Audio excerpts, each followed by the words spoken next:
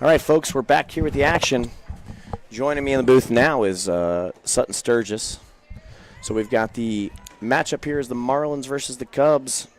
Sutton, what do you like about these teams?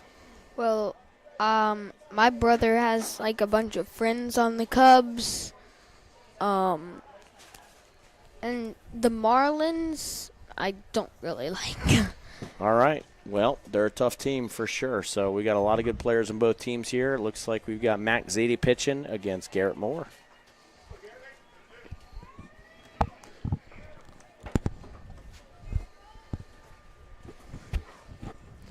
Zady comes set. Pitch home's a little low. Ball 2. So Sutton, what's your favorite sport that you're playing these days? Well, I play basketball. I fence. Those are probably my 2 favorite sports. I'm sorry, did you say fence? You're a fencer? Yes. Wow, that's really cool. I did not know that about you. Yeah. All right, so Zady's got 3 balls and no strikes here with 1 out. Defensive lineup for the Marlins. Harris Cope at first base, Dylan Parker at shortstop. We've got Mitchell Pauling out there playing center field, and it looks like Jack Dieter behind the plate. So 4 balls, walking Garrett Moore. So Sutton, tell me a little something about you. What's your favorite food that you like to eat on a nice, warm summer day? Probably like an ice cream or a popsicle, something like that. Yep, I hear you. Keep it cool out there. Something that keeps the whole body relaxed and refreshed. Mm-hmm. All right. Max Zede's coming in clocked at 50 miles an hour right now. Good velocity, nice pickoff move. Keeping Coach James Weber on his toes over there at first base. That would be Dutch's dad.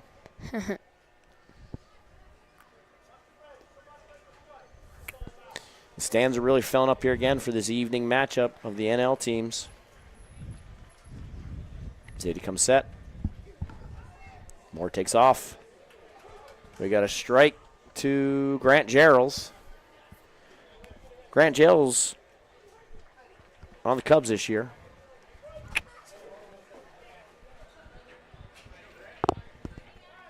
Become a top pitcher for them, offensive lightning bolt. Also played a little basketball this season.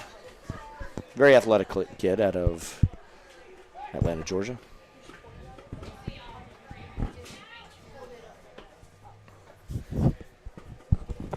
We swapped umpires behind the plate. George has moved beyond the dish, and Chris is out there on the first base line. Pitch comes in. Another strike on Grant Gerald's. Max Zity doing a good job getting ahead here. Count will be 0-2.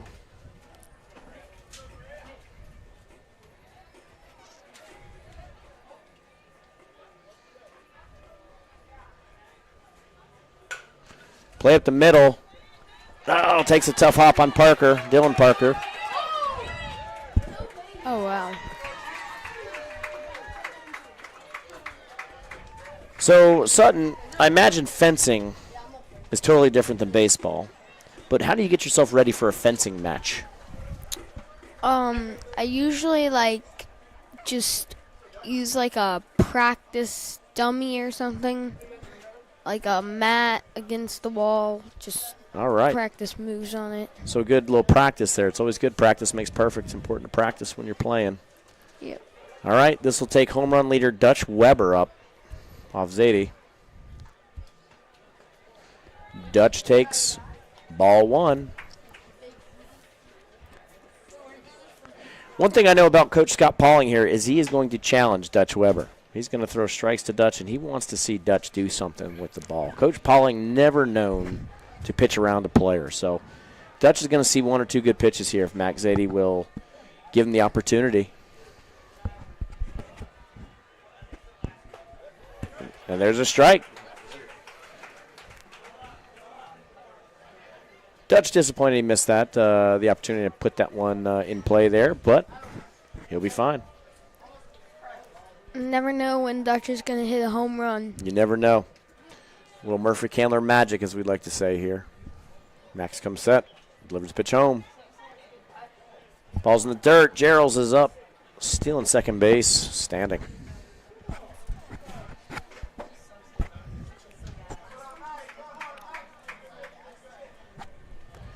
All right, so Dutch will have a hitter's count here, 2-1. Max Zadie, also from the Colorado Rockies championship season, pitched a incredible game there the whole season. He's been a great asset for the Marlins. And Dutch hits a deep one. Back. Oh, caught. Dang. A nice play by the right fielder, Charlie Rosenthal. I thought that was going to be another one. Close to another one. Yeah. Good swing by Dutch to try to drive that thing oppo. Good pitch. And this will bring up Mr. Gaines. There's a lot of Gaineses roaming around this park. We've got Gaineses in majors. We've got Gaineses in AA, and certainly some Gaineses probably at the lower leagues as well. Zadie delivers his pitch inside. Jack Dieter does a great job keeping in front.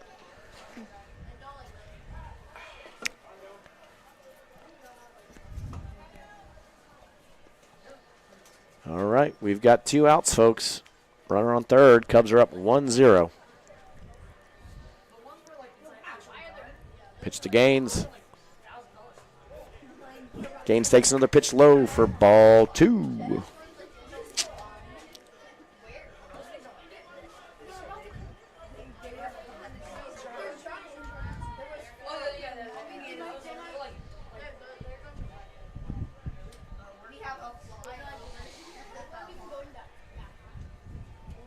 Gaines hits the ball to Dylan Parker.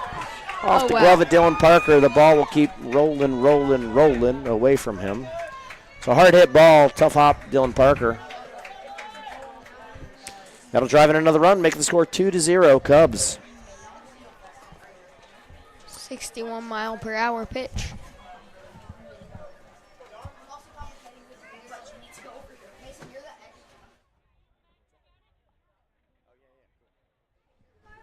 All right, Don Jackson steps in the box.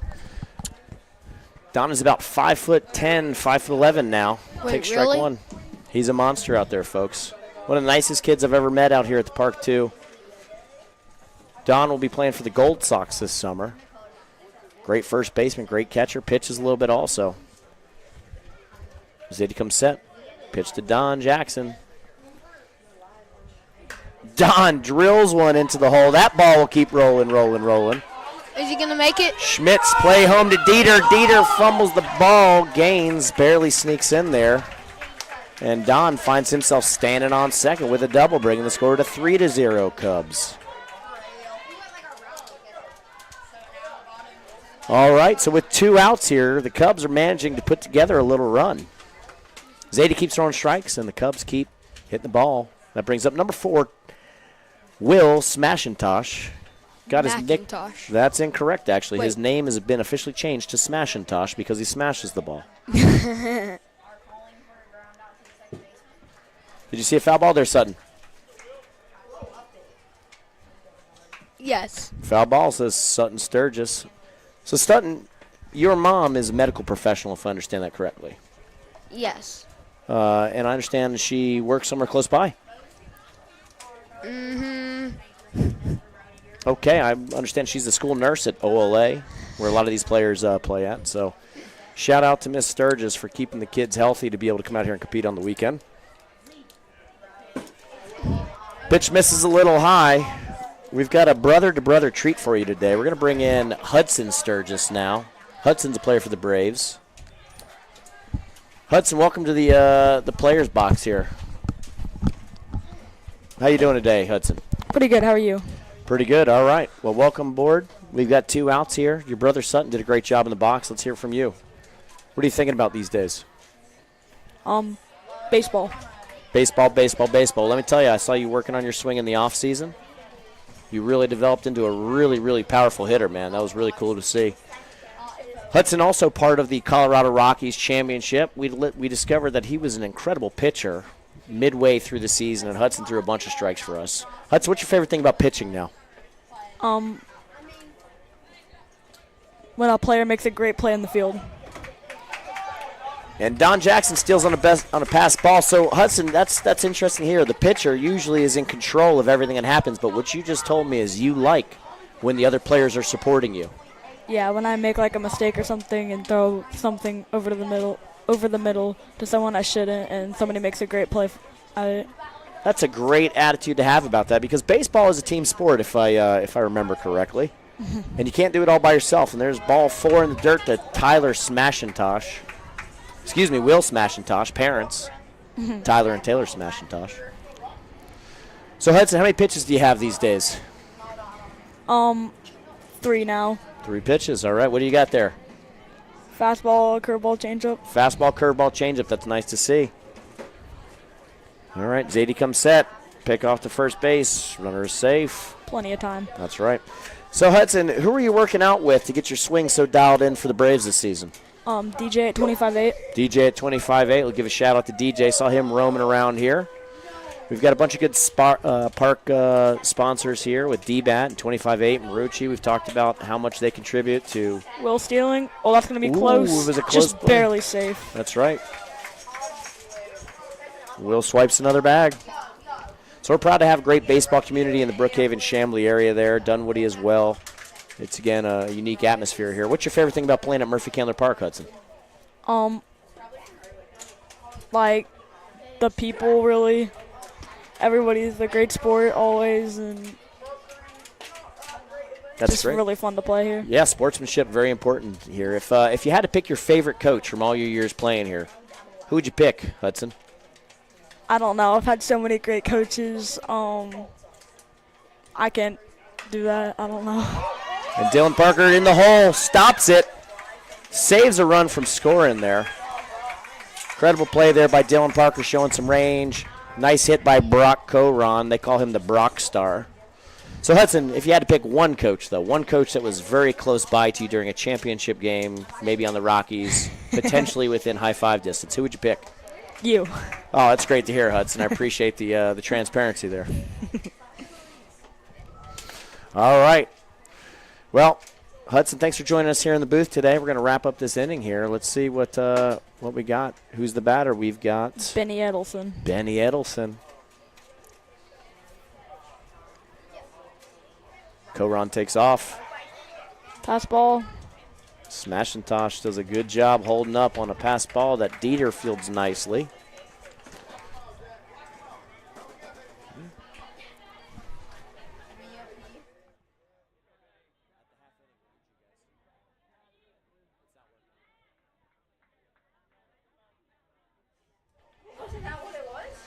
All right, Zadie comes set. Pitch to Edelson. Wild pitch left, but Dieter keeps it in front.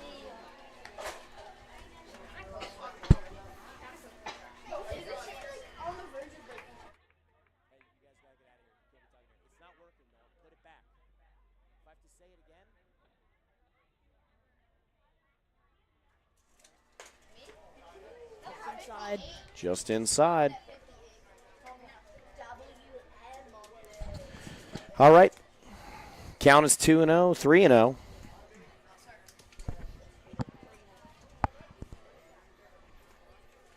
And Zadie comes set, delivers the pitch home. Foul ball. Benny Edelson hanging tough.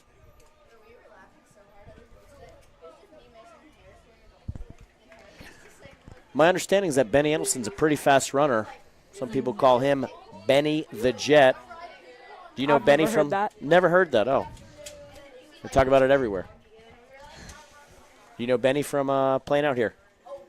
Yes, sir. All right. I also went to school with him in like kindergarten through 4th at Ashford Park. Wow. And what was Benny's favorite thing to do at school? I was never like in his class. Okay. All right. Ashford Don't Park, really know that. great local school here. It's where both the Jackson brothers go from the Cubs. Zadie comes set. Pitch to the plate. Just outside. Benny Edelson secures a walk. That'll bring the bases loaded Matty Lewis. for Matty Lewis. Meeting on the mound here. Yep, Coach Scott Pauling go out there and talk to Max for a second. He's going to bring him back to the dirt mound here, settle him down a little bit, and bring in one of his top pitchers, Matthew Schmitz. Matthew Schmitz, also a champion winner out here, played for the Auburn AA fall team. Matty Schmitz has turned into a great pitcher. What do you think Matty's going to be doing in this tough situation, bases loaded, Hudson?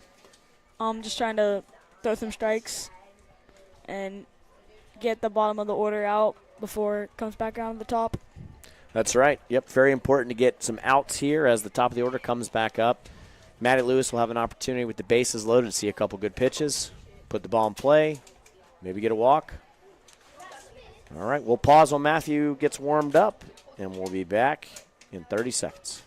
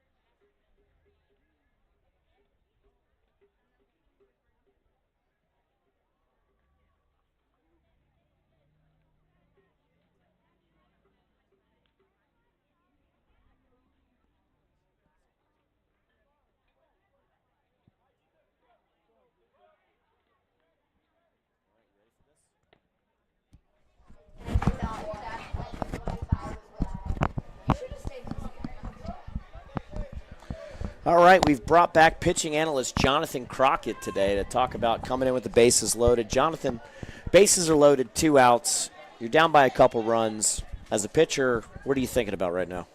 So I just don't throw breaking balls. I just throw them right down the middle and try to throw strikes instead of like walking people in. That's important. Throw strikes.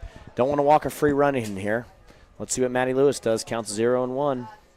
Matty Lewis hits a pop fly to the middle of the infield. Nobody can find the ball in the sun, and another run scores. Matty Lewis drives in an RBI, bringing up Raymond's big play Ray Knight. Raymond Knight also part of the Reds championship team in AA spring season. Great outfielder, really turned into a great hitter. Wears number 8 because it's his favorite. Raymond will take the batter's box here. See a pitch from Schmitz. Raymond takes a great cut.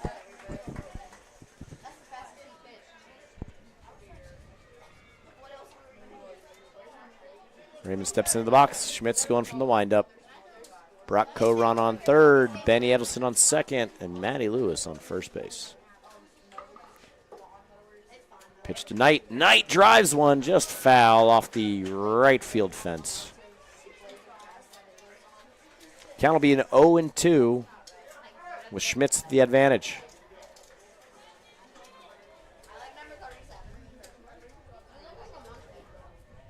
Matty going from the windup.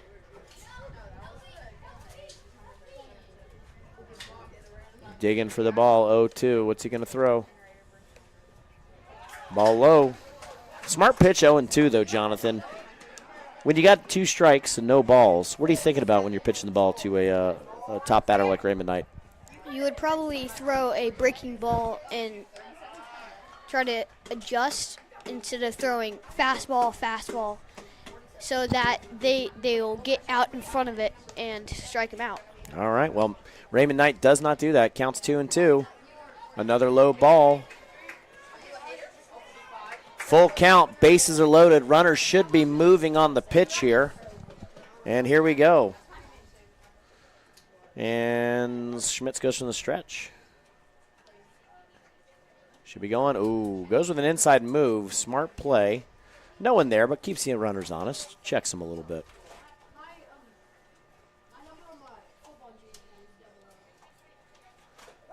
Oh, and a great pitch by Schmitz. Raymond Knight has to watch the ball blow by. He'll get another at-bat here, folks.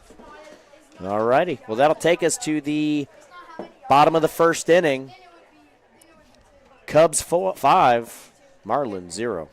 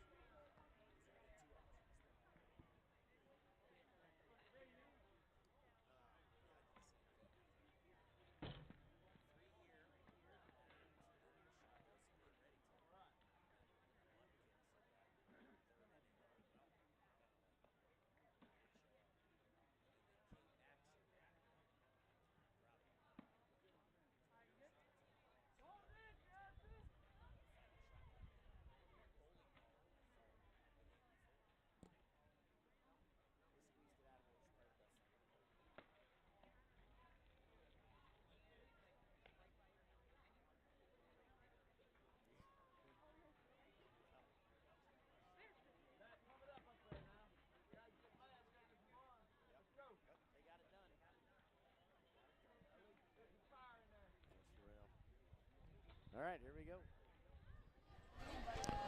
All right, folks, live action here at Murphey Candler Park. Brock Coron gets the start for the Cubs. Dylan Parker will be leading off here. Dylan's got tremendous power really to all parts of the field here. And Coron has turned into a crafty lefty pitcher. Ball just outside. Hudson, when you're coming in the game pitching against the Cubs or the Marlins, what's the first thing you're thinking about? Don't give them something they can hit really hard somewhere. Smart way to locate the pitches. Well, Brock does a good job of that. Finds a strike on the outside corner. Brock's going to be living there all day. Ball tails away from these batters. Runs a nice little cutter that way. And Dylan hits the ball at the middle. Marquise Jackson cuts it off, makes a play at first base. Marquise Jackson, one of the fastest runners here, Murphey Candler. Traditionally a center fielder that can catch balls on both sides of the field, but has moved to the infield this recreational season and has really turned into a great middle infielder. Jack Dieter up to the plate.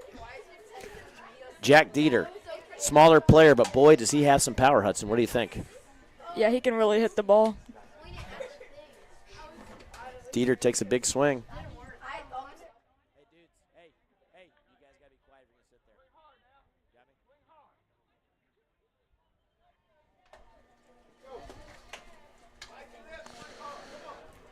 All right, Dieter counts 0-1. Dieter hits one back to Marquise just over his head. Fielded in left field. Brought into second base to Will McIntosh. And Dieter ends the no-hitter for the Marlins. All right, folks, Mitch Pauling here. Mitch has gone through a bit of a growth spurt here. Mitch has incredible amount of power to really all parts of the field as well. Played for the Hammers this summer. Mitch sees a pitch. Outside. Dutch Weber behind the plate. Cannon for an arm. Quick. And Dieter's able still to sneak away a second base.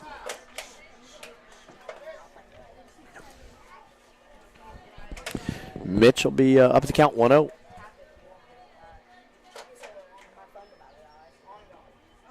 Coron throws a low strike. Mitch swings at it and misses. Mitch Pauling tries to hit the ball really as hard as he can every swing, Hudson. I don't know, if you ever get in that bat or pitch against Mitch? Yeah, he struck me out twice. Okay, and what about when you pitched against him? I don't really remember. Okay. That means you probably did pretty good against this top player here at the park. Ball outside. Weber hums it back down.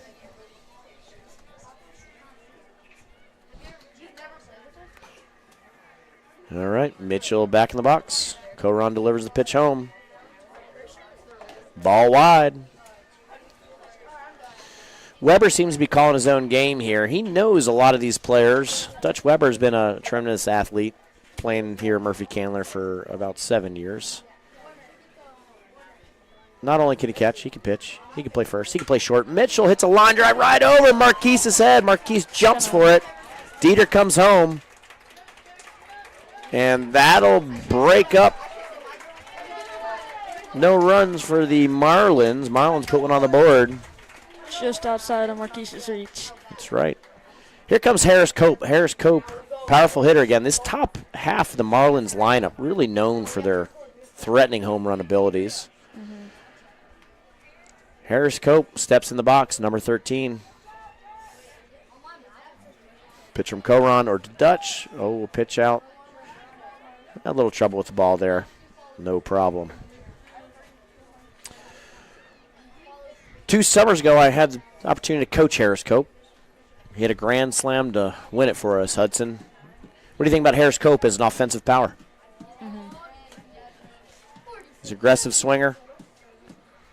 Loves middle inside pitches, doesn't he? Yeah. Nick found that out the hard way. Nicholas Maurer, top pitch for the Braves, gave up probably 1 home run to Harris Cope then, huh? Yep. And a big swing by Cope. Count will be 2-1.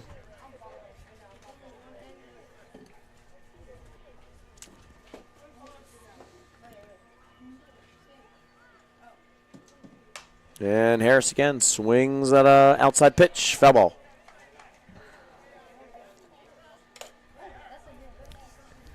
So we got 1 out here in the bottom of the first.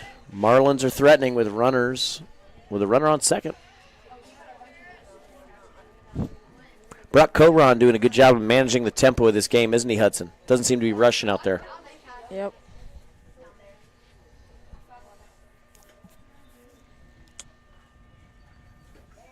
Ball outside.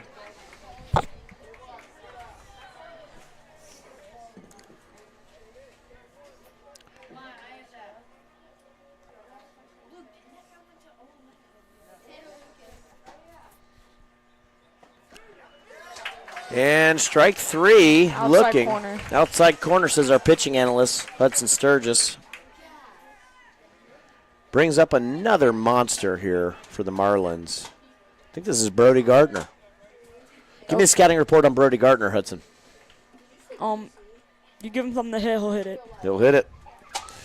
Brody's wearing a very interesting helmet there, shiny. Ooh, and a pitch down the middle gets Brock Coron ahead in the count.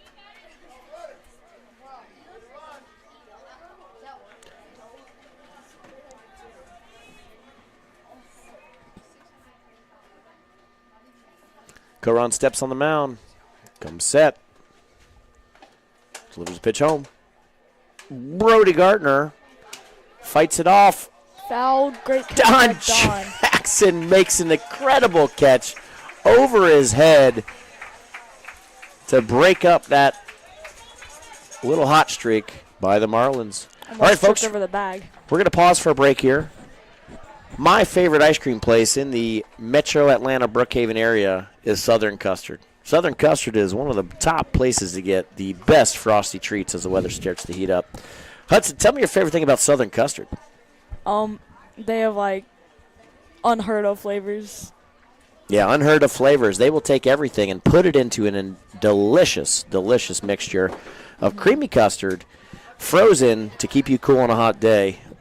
let me ask you a question, Hudson. There was an opportunity where they were giving away ice cream for $7 or $10. You could bring up your entire Stanley mug.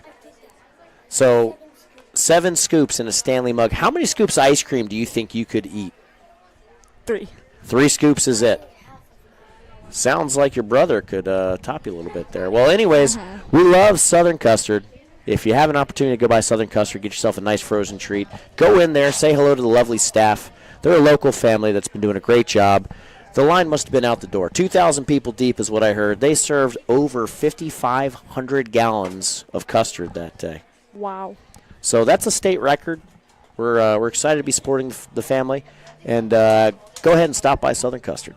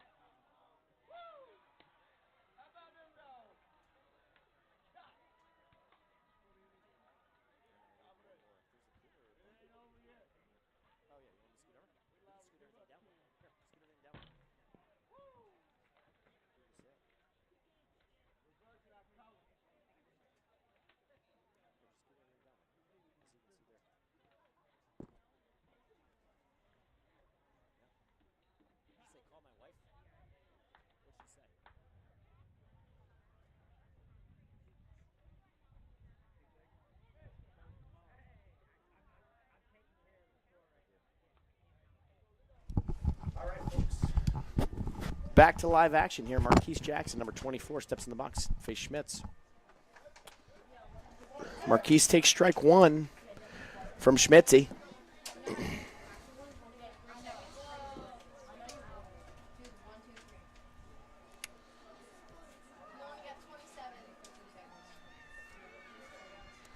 Schmitz throws a outside pitch. So Sutton Sturgis, thanks for joining us again. Tell me about Marquise Jackson. He's a local Ashford Park kid as well, right? Yeah, he now goes to my school, Kittredge, because I transferred from Ashford Park to Kittredge. Yeah, he's one of my brother's friends. He's really good. I don't really remember. Yeah, Marquise has been a great player here. Played for the Gold Sox last summer. He's really developed into not only an important outfielder, but a great infielder. I don't really remember how, like... Oh, Marquise drives one to the gap with a guy back, short hops the fence with his speed. There's a good chance he'll be standing on third. Makes it to second base. Great swing from Marquise Jackson for that oppo shot into Mitchell Pauling. All righty, Marquise is a leadoff batter, which then brings up Garrett Moore. Garrett Moore, son of Stephen Moore. Stephen is a 11U dad coaching up here in Majors for the first time. Paired up with James Weber, bring the Cubs into the NL Championship game for the first time. Pitch outside to Dieter.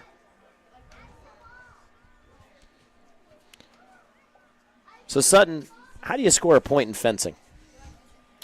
You gotta, like, just hit somebody with your, foil, which is our It's a sword. swords and Heck shit. yeah, swords. So Awesome. you hit in, like, the stomach, the waist, Okay. the back, but Does it hurt? not really, no. All right, well, we'll see if Garrett Moore could put a hurt on the ball. Pitch comes in a little low. Yeah, I always wondered if those fencing swords were sharp. I mean, yes, they're pointy, but there's, like, protection on them, on, like, the tips, and you wear, like, a bunch of gear, so it doesn't hurt. Oh, interesting. Well, protection's important, Sutton. I've been hit somewhere where I don't have protection before, and believe me, it hurts. Well, let's hope Jack Dieter's wearing some protection out there, too. All right. So with a walk, Garrett Moore goes to first base, and that'll bring up Grant Gerald's. Matthew Schmidt steps off, takes a peek over there at Garrett Moore.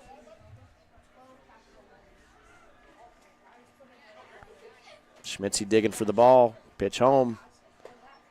Ball on the outside. They run a quick little first and third play. Dieter tries to sell it, see if he can get Marquise. But Marquise has been running bases for years now. Marquise isn't going to fall for anything silly like that, is he? No, highly unlikely. And Schmitz to Dieter again for a ball outside. Marquise is one of the fastest people I know. Marquise this summer will be competing in a race to see how fast he can be up in Cooperstown, New York. So everybody should be pulling for Marquise to see if he's one of the fastest guys in the country. What? Dang. Gerald's drives it to the right side of the field. Looks like it's going to be caught. Oh, and the ball is bobbled, unfortunately. Play at the plate over Dieter's head. Jackson does a great job of base running there to make it home, extending the lead 6-1. That's what the Marlins have had trouble with, like catching those pop-ups. Like, especially this game, they've dropped a lot of stuff. Yep, sometimes when you got pressure on you in these games, it's tough to make those routine plays. But I know Coach Pauling will make sure he does a good job of hyping those guys up in the middle of the innings, and I bet you they start making some great plays. So now we got Dutch Weber up. Dutch has got a man on second and a man on third. He's on the plate. He wants a good pitch. Let's see what old D-Dubs can do here. Schmitz to Weber. And umpire George calls that one a strike.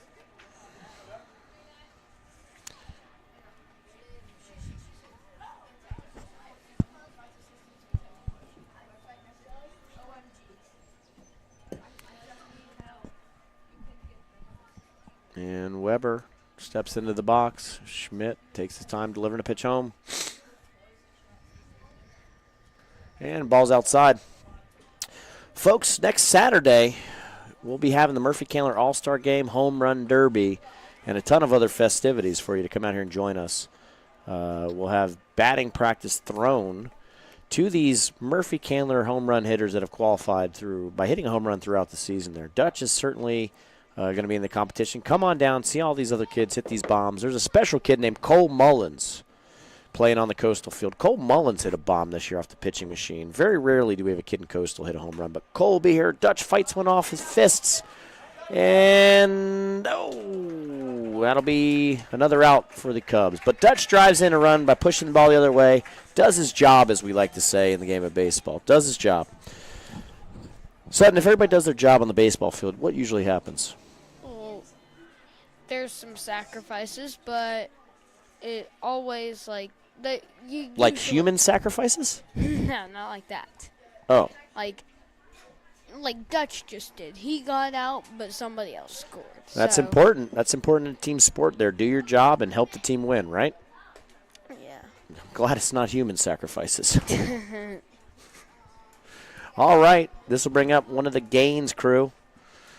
And we've got one out. Score 7-1, Cubs on top. Gaines takes a nice cut. Gaines had a home run earlier this year, so he'll be in the home run derby as well. Trying to pop the ball out of the park here.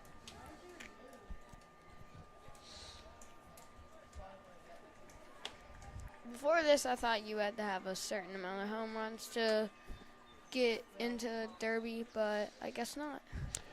Anybody that hits a home run qualifies. So we'll have an 8-year-old even hitting up here on the field. So come on out here, support Cole Mullins. All right, here goes Miller.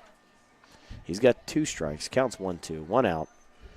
Miller can put the ball in play here, score another run.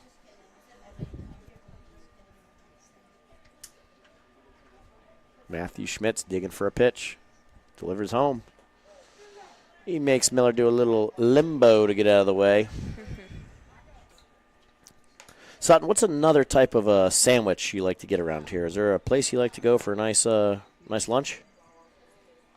Probably like Henry's or McDonald's. That's it. All right, well, Henry, and Miller hits one to the second baseman, and just like we were talking about, he makes that play this time. Way to go. Finally. Yep, that's Isaac Gigino. Isaac playing a little lockdown second base right now. So Henri's Bakery, again, another local Brookhaven business. Great place to stop for any type of pastry, sandwich, warm drink, and, of course, my favorite, cookies. Oh, yeah, they're short. And Grant Geralds gets a great jump, brings home another run. Don Jackson will be up to bat.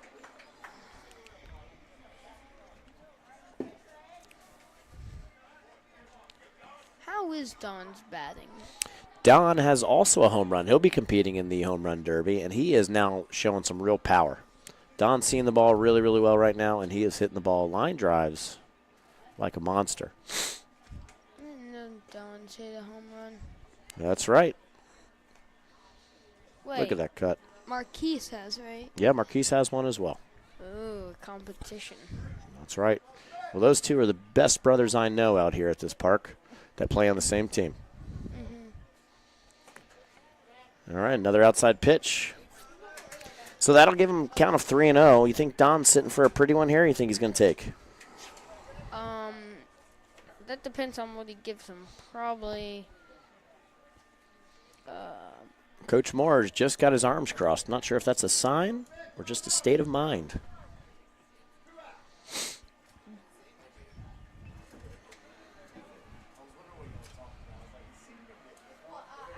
Pitch home. A little low. That'll be a walk for Don Jackson.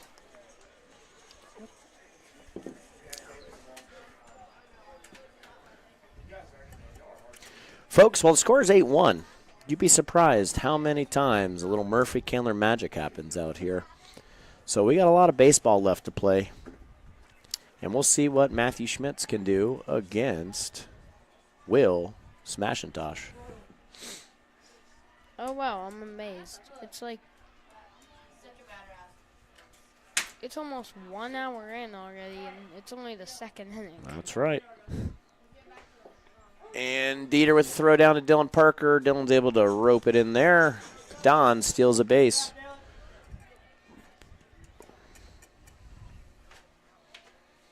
Don takes a nice lead there at second.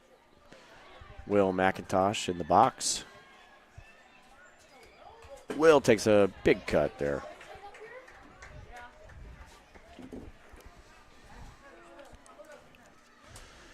All right, folks.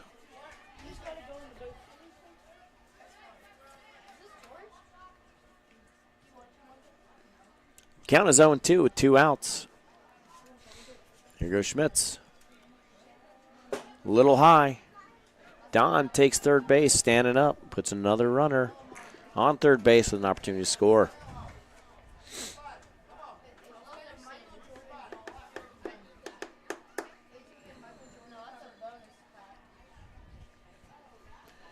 Smashintosh waits for the pitch. Fights off another one.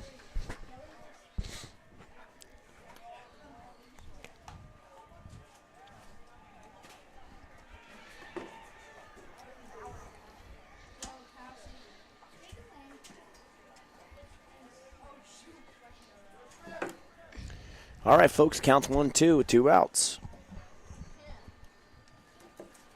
And Will tries to hold up his swing. Oh, and he rings him up on a drop third strike.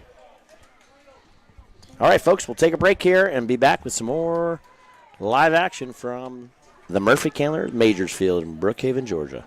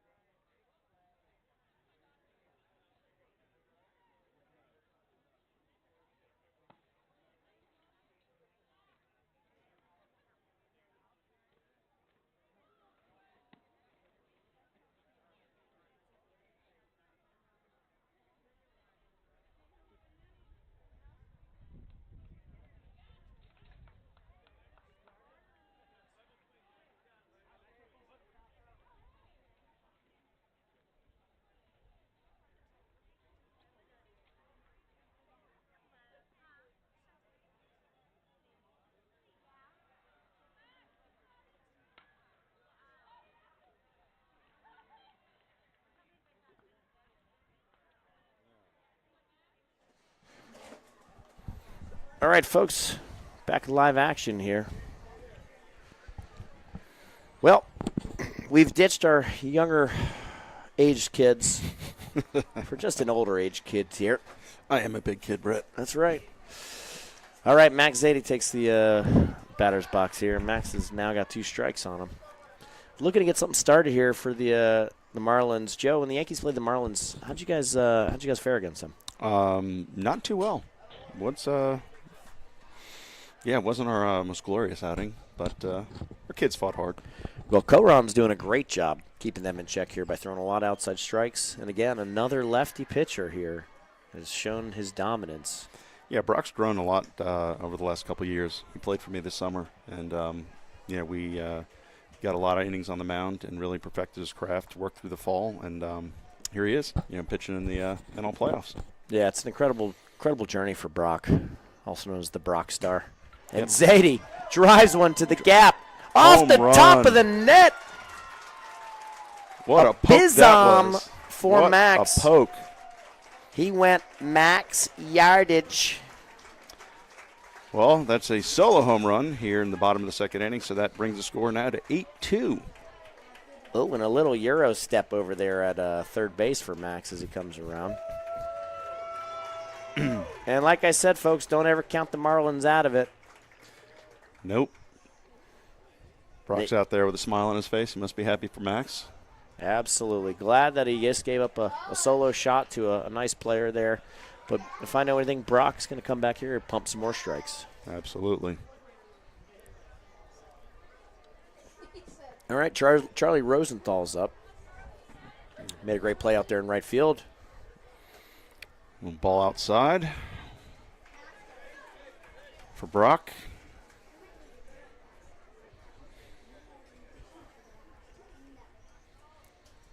All right, Coron deliver the pitch. Here it comes. Strike one. 1-1 count here. Nobody out.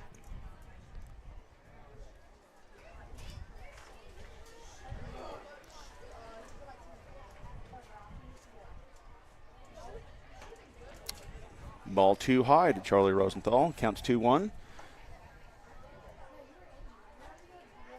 Brock just has to step off the mound, take a deep breath, and readjust. Collect himself, as we like to say. There you go. Ball in the dirt. 3-1.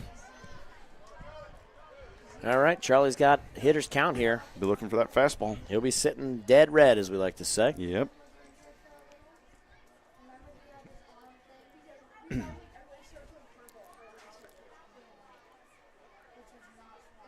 There's the pitch. Ooh. Right over the shortstop's head. Lands in short center field. That's a hit for Charlie. All right. New batter. Steps up to the plate. Got a runner on first. Still 8-2. Bottom of the second inning here in beautiful Murphey Candler Park, Brookhaven, Georgia.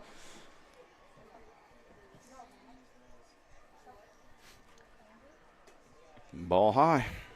Yeah, Brock does really need to take a sec, collect himself, and get back after it. Well, Brock's going to throw another one in here. Here comes the pitch. Runner does not break.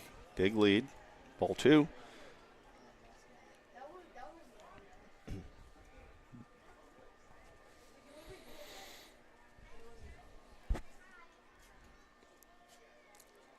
Throw over.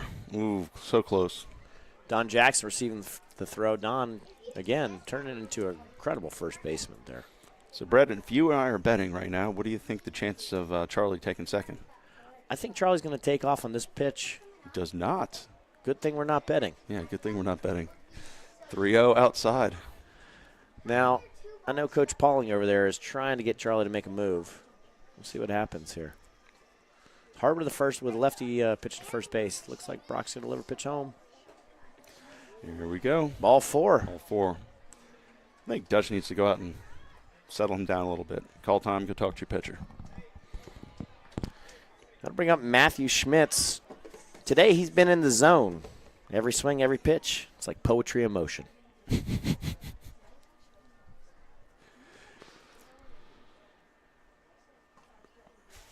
First pitch, strike. All right, Brock. See what you can do here. Number 10.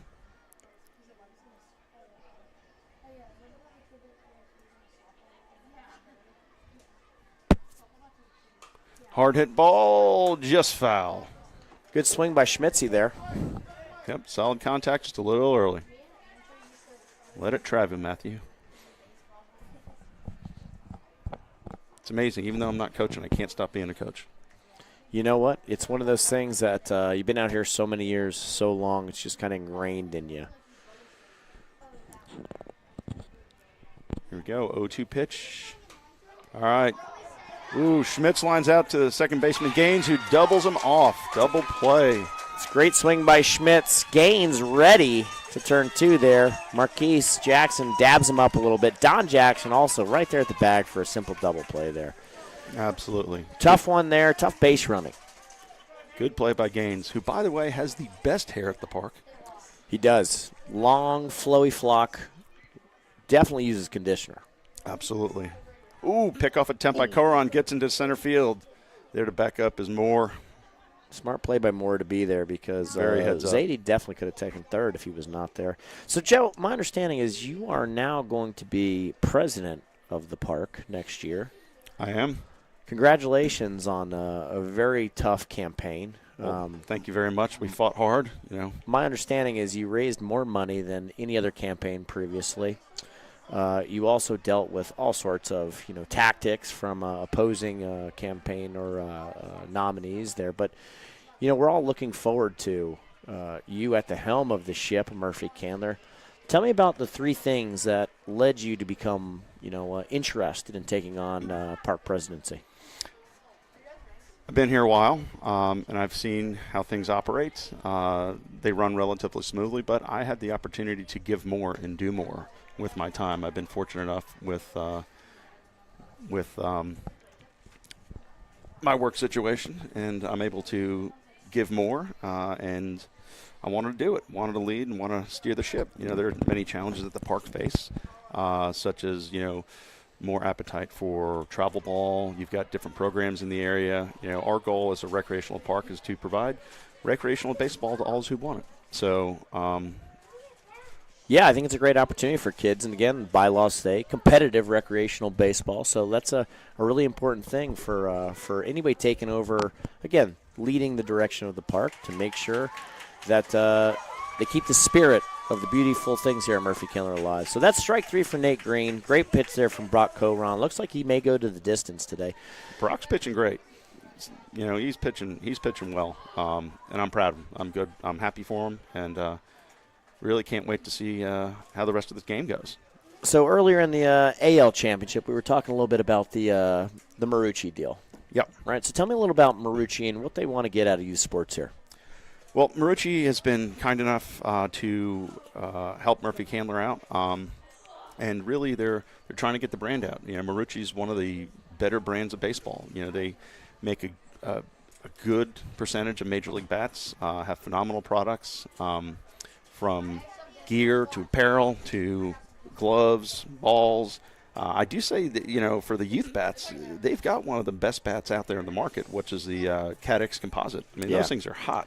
The kids love that Cat X. The kids love that Cat X. And so, Marucci is able to offer their entire line of products to Murphey Candler families. Well, hashtag Marucci. At a 22.5% discount. That's incredible. These days when, every dollar matters, when, Yep. Inflation's at all-time records, to still offer, again, your support of a local park, very important to families all out here, and then to offer an additional discount.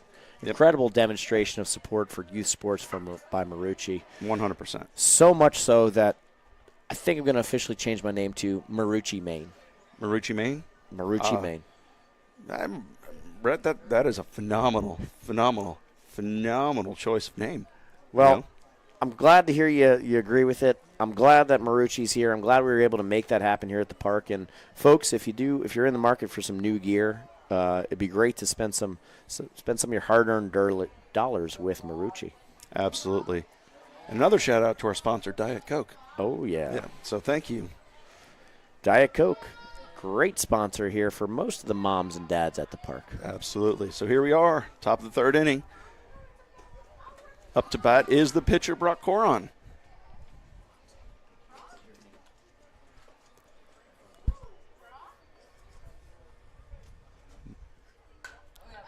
Here we go. To the shortstop, Dylan Parker just couldn't handle it. Tough for Dylan. Brock's on base. Here we go. One runner on, nobody out. And up to the plate comes Benny Edelson. Number 11, I believe. Benny and the Jets. Benny. Oh boy. Karaoke started here, folks. It has. Thanks to our new sponsor, Diet Coke. There we go. All righty. Matthew Schmitz again working hard this inning, trying to keep his team in it. All right. Matthew's been a pretty good pitcher. He's grown a lot over the last couple of years. Yes, he has. He's starting to really hone in on his craft. All right, well, the Cubs are going to see if they can extend their lead.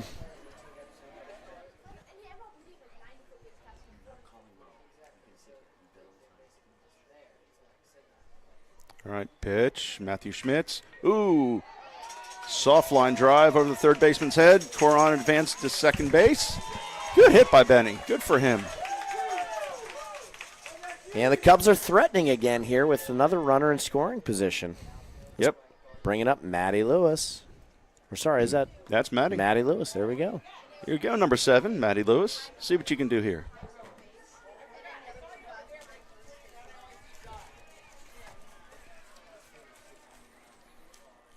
Coron with a good lead. Pitch comes to Matty. Ball in the dirt. Ball 1. Nice stop by Dieter again. Great stop by Jack. He's been a real workhorse back there for this Marlins team this year. Yeah, I've seen Jack playing since last summer, and he's a heck of a player. Saw him in left field. He robbed a home run from John Skibitsky this year. Get out of here. He went all the way back to the fence, and John thought it was gone, and Dieter jumped up, brought that thing in there, and broke the Royals' hearts for a minute there. You know, someone else who's done that is sitting right in front of me. Wesley Logan robbed 2 consecutive home runs from the Yankees. Back-to-back batters. That's incredible. We saw him also hitting the ball pretty well this year, too, I believe, for the Athletics. Absolutely. Matty Soft Lewis. grounder, Matty Lewis to the third baseman. Mitchell Pauling across the diamond. All right. But that moves the runners over. Right now, the Cubs are threatening with 2 runners in scoring position. And Raymond Knight coming to the plate. Big play, Ray. Ray will have an opportunity to bring in a couple runs here. 1 out. First base is open.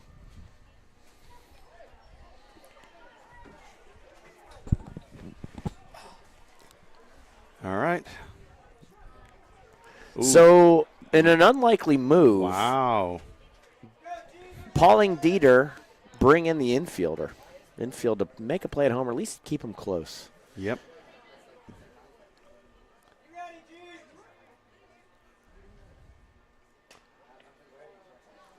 That's quite daring, though, because a soft lob over someone's head brings in 2. I'd almost give up the base. Yeah, it's interesting the play here. I know Coach Pauling usually is thinking about what every batter's going to do here, and Raymond Knight certainly has the opportunity to pop something through the infield here. But this is probably one of the strongest infield lineups that we'll see out here at Murphey Candler. It's a very strong lineup. Pauling and Parker on the left side of the infield. That's right. You got Isaac on second and Harris at first. Cope. I mean, that is a pretty strong infield. This is the steel curtain of Murphey Candler baseball. Let's see if Raymond can sneak one through. All right, 1-2 count. 1 batter out. Runners on second and third to Raymond Knight. Shout out to Mike Parker. Mike Parker's coach of the Angels here. He's already on the move, probably going to watch some game film for next week's championship game. Ooh, swinging strike 3 and ball outside. 2 down now for the Cubs. Folks, they're not out of the woods yet, though. You got Nope. Marquise Jackson up to bat. He has the potential to break this thing wide open. Give him a 3-run lead, or Add 3 runs to the list. 9-run lead.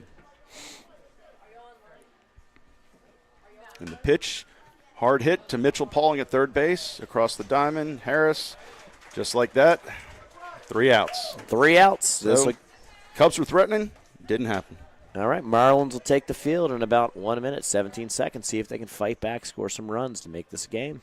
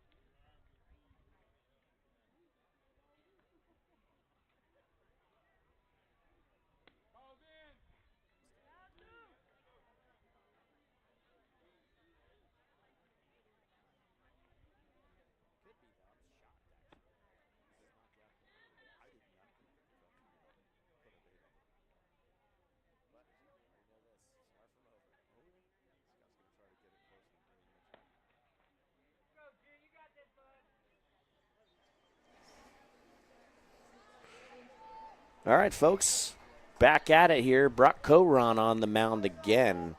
Coach Weber, Coach Moore, trusting him at only 40 pitches right now, which an hour and a half through the game in the third inning is quite impressive pitch management. That is very good pitch management.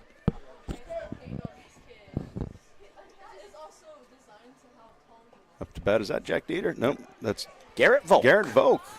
All right, number 2.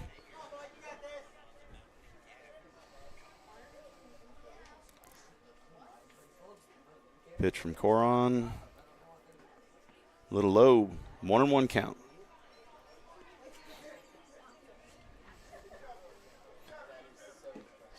So let's see what they can put together here. Volk swings. Foul ball. Way to swing at Garrett. That's what we like to see, number 2. Absolutely. Coach Paul and get him a little advice there. Level out the swing a little bit, drive it through the infield there. He's swinging the orange Mako, known as one of the hottest bats still in the market. Love to see it. Really is. To think that people are still using Makos, 6 or 7 years after they stopped making them or more? Yeah, that's right. But again, the technology's got to be dated, and that's why we've pivoted to Marucci for all our recommended park gear. Absolutely. You too can have a USA Baseball Cat X. That's right. All right, so Coron really pitching well against Garrett Volk. Garrett's been known as one of the craftiest batters out here in the league.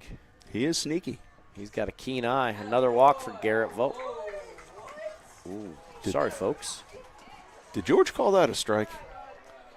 Listen, being an umpire out here is not easy. I understand. Not easy, but these guys do the best they can, and he rang him up there. And I think, again, Coron's got the magic today, so I think he may have seen that ball cut across the plate. Here you go to Dylan Parker. Ball 1 high. Let's see what Dylan can do here with Mr. Crafty Lefty Brock. I got a good feeling Dylan's about to heat up here, folks. Now, if I'm Brock, I'm throwing a change on the outside. Dylan rip up the middle. Fielded clean by Moore. Here we go. Well, typically, Dylan has on a elbow guard that he likes to hand me in the summer games, and I call it my drip.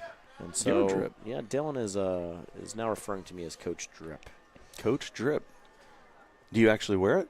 I put it on my elbow, and again, gives me a little bit of floss. Protection against the foul ball down the line. No cap, as the kids say. No cap. Dieter Dylan takes Parker the pitch. goes. Oh, Throw boy. by Weber into the outfield, backed up by Moore. Great backup. Again, another heads-up play by the center fielder. All right, Marlins threatening. 1 out. And Jack Dieter up to the plate. 1-0 count.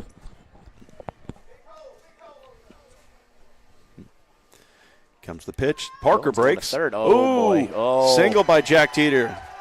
Here comes Dylan Parker to the plate. Play at the plate. He's safe. Ooh, back down to second base. Jack Dieter got under the throw from Weber. Back to second. Throw beat him, but Will Mack just couldn't get the tag down in time. Good play by the Marlins. Good heads-up play by Dutch. But just didn't work out. So now we're bottom of the third inning, 8-3, 1 out.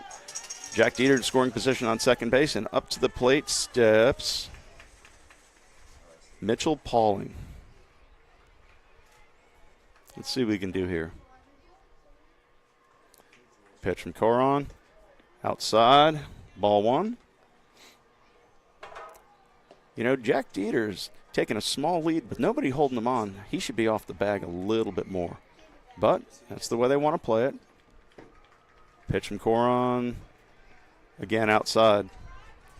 2-0 to Mitchell Pauling.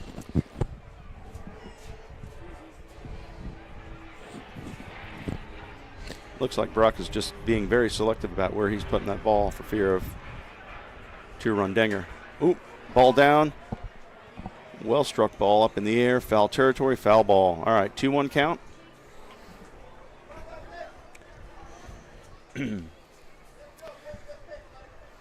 All right, looks like the Marlins are starting to heat up here.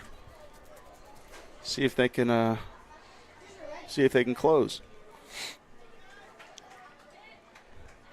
All right, 2-1. Brock comes set. Delivers the pitch. Outside, ball 3. I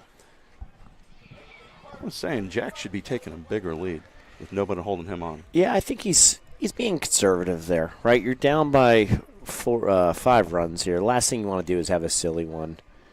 And you got a top hitter up. To Pauling. Foul ball. Out back behind the press box. Yeah, with 1 out, wherever Mitchell hits this ball, he's going to have a great opportunity to probably score here. So the thing I like about it, he's getting a good secondary lead, right? He's not just standing there, sitting there. He's moving around. Lead. Pitch to Mitch. And another walk. Ball in the dirt from Coron. Looks like he's starting to get a little tired. So now we got runners on first and second with 1 out. Yep. Marlins down by 5. And Harris Cope steps to the plate. Once again, someone else from the Marlins lineup that has the ability to put the ball over the fence with ease. Yeah, I mean, it seems their draft strategy was pretty clear. Power, power, power. Yeah, big boys. We want big boys. Hit ball far. Ball high. And Weber and Moore over there chatting about their pitching strategy. Kind of figure out exactly what they want to do next. But Brock still has 1 out in the inning. Opportunity to keep working here. Yeah, the deeper Brock goes into this game, the better off the Cubs are going to be. Right? So the question is, who are they thinking about after Brock?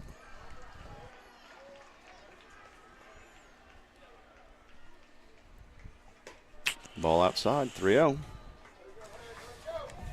Harris Cope is there hungry, looking for something to hit. Looks a little frustrated that he's not getting something thrown at him, but that's a good strategy by the Cubs. Keep the ball away from the power hitters. All right, 3-0 count. Coron comes set. Pitch delivered. Ooh. Strike, says George. But, you know, I think Harris is excited for that. He wants to see a strike. He wants to hit this ball. He wants to mash the ball. You can't blame him. He's a great hitter. Here comes the pitch on the outside. Harris. It'll be ball 4. So the Cubs in a little bit of a jam here, but bringing up Brody Gardner, bases juiced. Here comes Coach Weber out to talk to his pitcher. Now, Coach James Weber, he is known as a pitcher whisperer. One of the nicest guys out here at the park. Does a good job of settling down guys when they need just a quick little chat. He also studies butchery in his off time. He's a heck of a chef, is what I hear. Excited to see what kind of culinary desserts and cuisine he's putting together for, again, his team that he's representing here. But, not surprised here. The guy's a really positive person, father of Dutch Weber, who, again, very positive person. It's great to have families like that out here at the park. Yep. All right, Weber back to the dugout. Looks like Coron staying in. If I could read his lips, I think he said, "Hey, Brock, you're doing great. Throw some strikes." And that's probably about the extent of the advice Brock Coron needs. He's a real pro. Probably it. All right. First pitch to Brody Gardner. Strike in the outside part of the plate. There you go. There you go.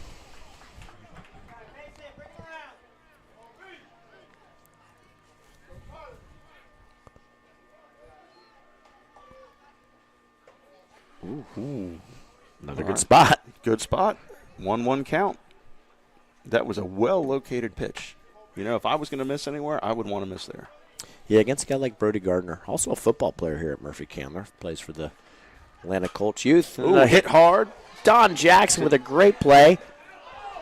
Ooh, and Dutch. Oh, my goodness. Wow. The classic 3-2 double play. What a heads-up play. Ooh, so now, hold on a second. Coach Cam Dieter comes out. So he's saying that ball hit to the first baseman, step on first. It's no longer a forced play at home, and Dutch did not have a chance to tag the runner. Dutch goes to get the ball.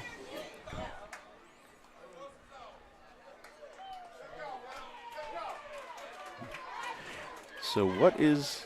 All right, so they're taking the field again. So, again, I think they made probably the right call here. And good lobbying, fair lobbying by Coach Dieter over there. Very professional about it. Just needed to remind the umpire staff here that, hey, that would have been a tag play at home. Yep, and then George and Chris conferred and made the right call. Good attempt there by the Cubs to try to sell the double play. All right, so now we got 2 outs. Runners on second and third. Ball outside to Max Ziti.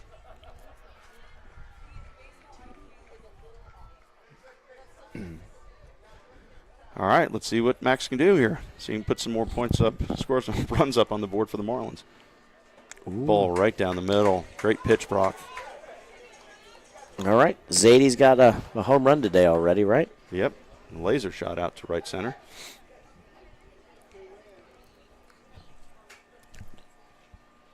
There he goes, hard hit ball. Wow. Shortstop gets through, 1-run scores. Oh, they're sending Coach. Smart Coach's decision back. when you got a player like Dutch Weber behind the dish. All right. All right, there we go. So Cubs look like they're going to ride Coron the entire way. We've got exactly 15 minutes left in the game. Coach Weber's coming out. He's going to make a change. Well, there you go. There you have it. Great adding by Brock Coron, though. Super proud of him. Yeah, that's a great job. Threw a bunch of pitches yesterday as well, too. So Weber will have an interesting decision to make here. It's a second mound visit. Pats him on the back, tells Brock, great job, and brings in Grant Gerald.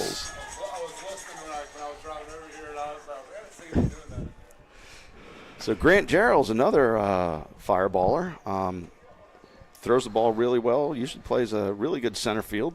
Tall, lanky, as long as he can power through and use that back foot to push off, he'll throw strikes. Again, played for me this summer and fall. Grant's grown so much as a player. He's matured quite a bit. He's starting to hone his craft as well. Hell of a basketball player, too. He sure is. He played for the St. Pius 6th grade team this spring, and also played for an IHM team. And he did a great job handling the ball, making shots from the outside beyond the arc. A little-known fact about Grant Geralds, since you coached him. Yep. What do you have to share with us? Oh, boy. He almost gave up on baseball this year and did not come back for his major season. When he was playing for us in the summer, he got so down on himself. he was threatening to quit baseball. And Coach Parker and myself, pulled him aside, had talked with him, talked with his parents. And, I mean, again, I'm glad he's out here. He got out of the funk in the fall, and he's out here doing a great job for the Cubs. Heck yeah, boy, that's a interesting story there. Would have never guessed it because he's been a top player here at the league now and for the Cubs and a great contributor. And he's going to have an opportunity to hold it tight here. Yep, hold it tight and represent Murphey Candler as a 12U Blue Sox. A little-known fact for Grant Charles, he was also on our Auburn championship team in the fall of Double-A. And Grant was a great batter, great infielder, and held the pumpkin high for the Patrick Rosa Memorial Classic. So excited to see Grant compete out here. And he'll be brought into a pretty tough situation. Runners on second and third with 2 outs. Yep, up to the plate, Charlie Rosenthal. All right, let's see what Grant can do here. Let's see what Charlie can do here. Ooh, ball inside. 1-0 to Charlie.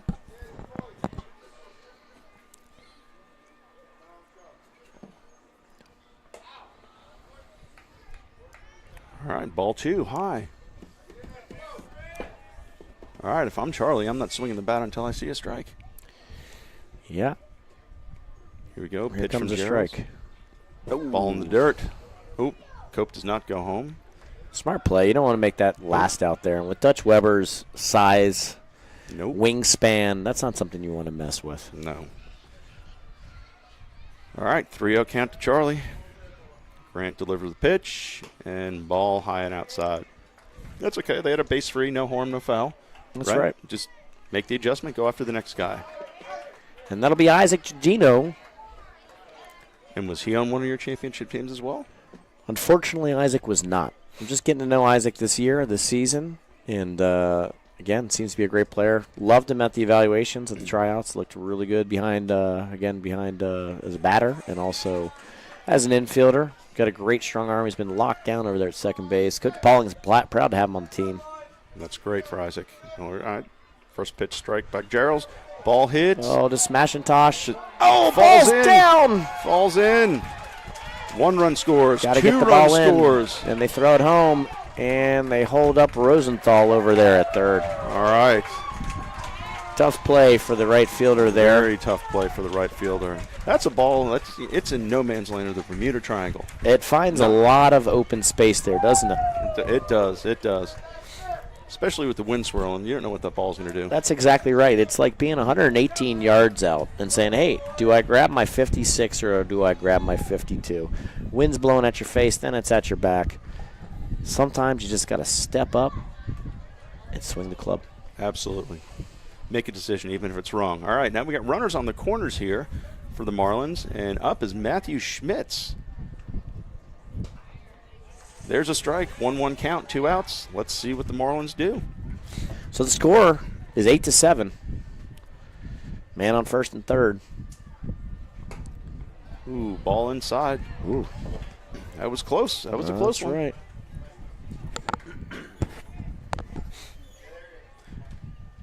All right, here comes the pitch. Ball in the dirt. 3-1. Hitters count here for Matthew Schmitz. Like to see him put the ball in play here. Hit it hard. Absolutely.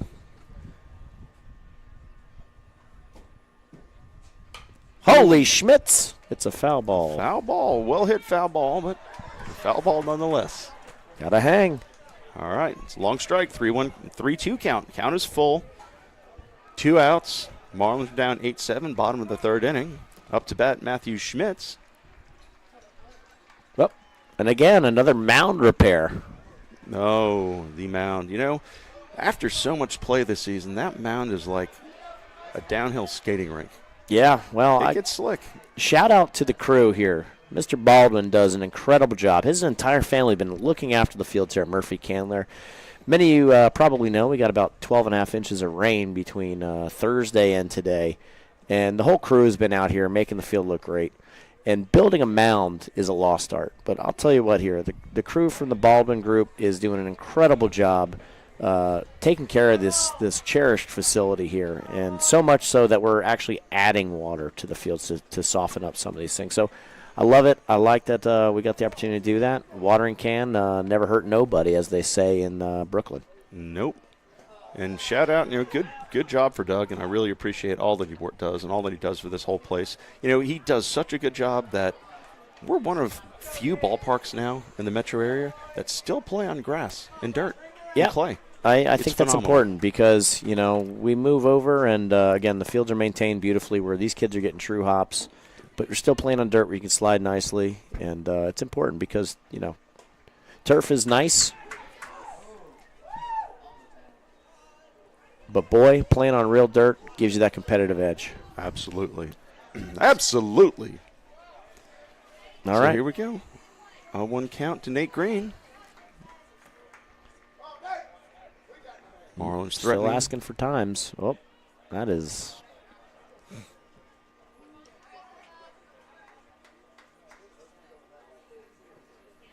And Nate asking for times there. George doing his best to kind of make sure the pitcher is not quick pitching as Nate gets his preparedness. Here comes the pitch. Ball outside. Ball outside.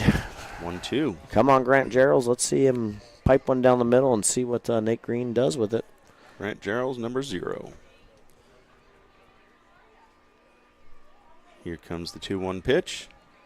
Strike. All right. Counts now 2-2. 2 outs. Marlins down by 1.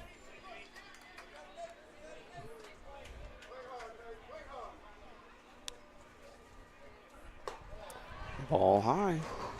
The count is full. 2 outs. Runners will be moving. They should be. We'll see what happens here. Be paying close attention to Isaac Giardino. And they're moving. Ball forward. All in dirt. Okay. All right. That'll tie things up here. We now have a tie ball game. So what Grant needs to do, he just needs to step off the mound, take a walk, relax a little bit. Dutch should probably go out and talk to him. But they will continue pitching. Up now is Garrett Volk. See what Garrett can do. Oh, boy. Ball high. It's going to be a tough zone for Grant to find. Yeah, he's got a battle. He just needs to dig down and find another gear. Great opportunity for the rest of the team to pick him up, let him know we got you, let him hit the ball, and we'll make a play. And there you go. There's the strike. All right, 1-1 to Garrett Volk, number 2. Infield is in for the Cubs. Oh, now they're moving back. Inish. Another nice pitch from Gerald's. All right, 1-2.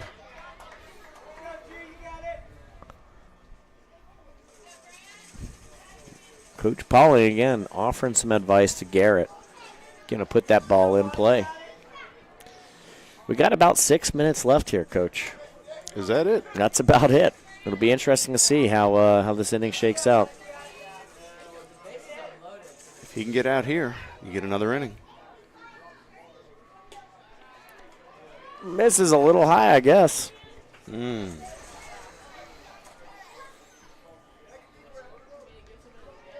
2-2 pitch to Garrett Volk. And Grant Gerald gives his team another opportunity to bat with just about 4 minutes left in the game, which that is gritty performance there from Gerald. Coming in with runners in scoring position. A couple good hitters he had to face, couple tight zones to deal with. But, folks, we get another inning of baseball with a tie game. Tie game, 8-8. It's a new game. All right. All right, we will be back in a moment.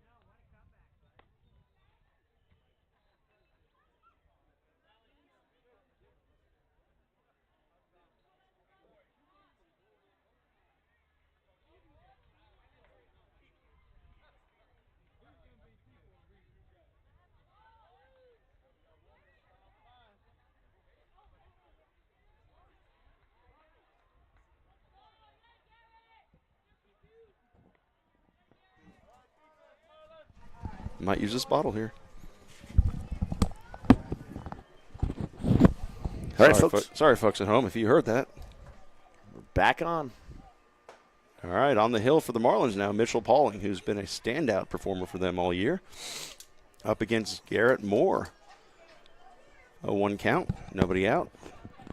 Top of the 4th, tied 8-8. And the pitch from Pauling, swing and a miss by Moore.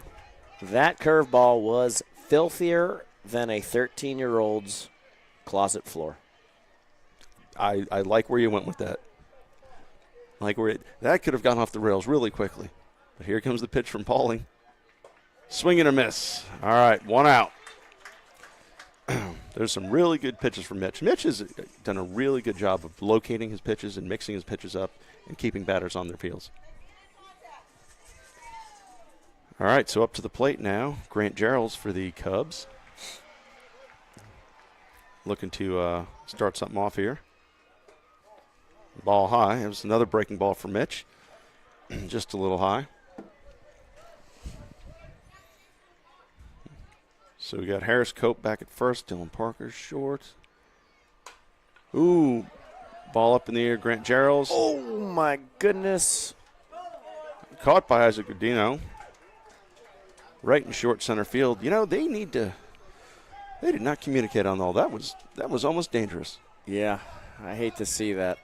And again, I love that both players really want the ball, but Dylan Parker over there running into it looks like Max Zadie also. Is that Max over there? That's Max over there. Which Max is a very aggressive player, very capable of making those plays. But last thing we want to see out here is a little incident there. So glad one of them came down with the ball though, and nothing worse than that.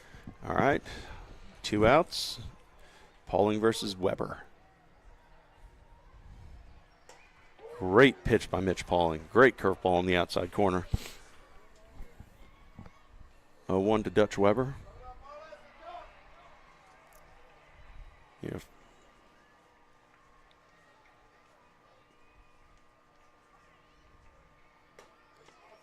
All right, ball outside, 1-1 count. If anybody knows what Pauling's going to do, it's going to be Dutch Weber, his teammate of many, many years. And 2 great competitors, 2 great teammates. Let's see what Dutch can get going here for the Cubs. I love Mitchell's glove action right now. He's working it a little bit. Yep. Foul. And Dutch fights one off. Yeah, he's got a little chagrin on his face. He knew that was the pitch to hit.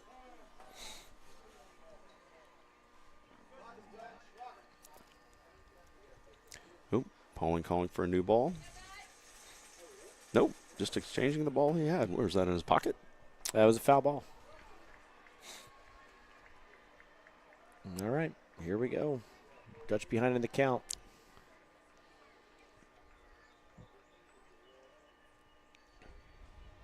Ooh, high and inside, almost hit him. And a little grin from both Dutch and Mitch. That's good sportsmanship right there. I'd like to see a pitcher challenge somebody inside like Mr. Pauling's doing right now. And there's not many people that can do it to Dutch Weber. No, you don't want to. Ooh, nice curveball. Hit to the shortstop. Dylan Parker couldn't make the play. Yowzer. All right, ball gets away from Harris Cope. Well, Cubbies have a runner on with 2 outs here in the top of the 4th inning. And up to the plate, Mr. Gaines. Miller Gaines, number 3.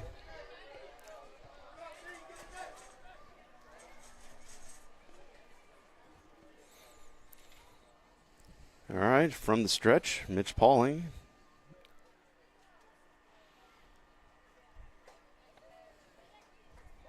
Good pitch on the corner. Painting the outside. Mitchell knows how to move that ball around, work it inside and out.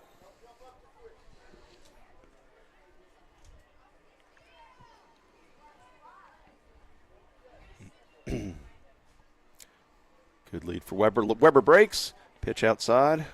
All right. Up. He comes in standing. 1-1. That was a smart no throw by Dieter. Yeah, he got a great jump on him right there. You know, for how big Dutch is, he is surprisingly fast. Yeah, he moves really, really well. He's running like an adult right now, which is good. He's also picking up on the inside move here that Mitchell and Dylan try to put on him. Yep. These guys are all singing from the same hymn book, if I'm right. Pauling comes set. Here's the pitch. Ball low. 2-1.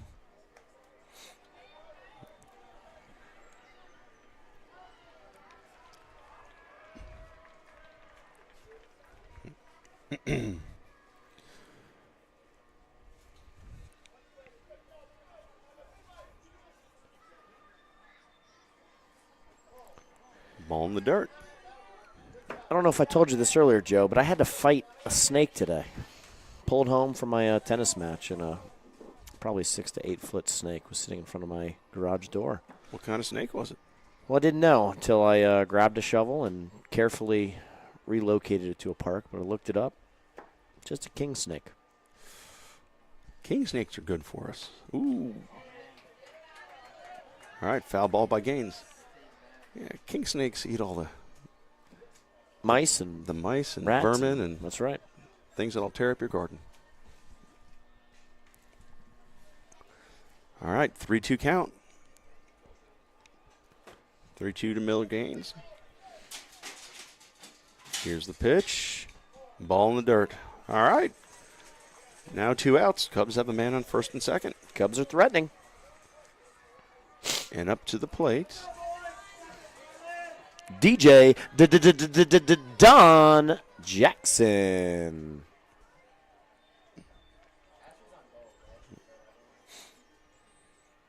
All right, let's see what we can do here, what he can do here. Ooh. Takes one in the back. All right, just like that, bases are loaded with 2 outs. For Will Mac. McIntosh.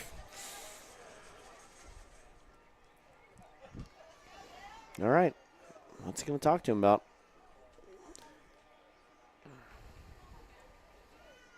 It doesn't look like a mechanic conversation here. It looks more like, hey, here's what I want to see out of you on this next batter.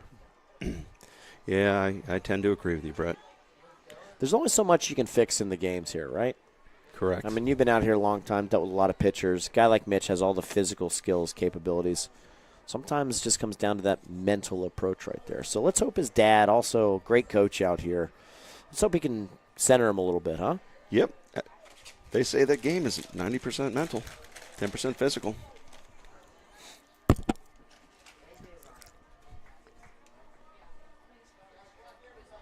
All right. Pauling circling the rubber. McIntosh in the box from the stretch. Here comes the pitch. Ball in the dirt. Gets past Dieter. In comes a runner, Dutch. And Dutch is safe. All right, 9-8 now. 9-8, runners on second and third.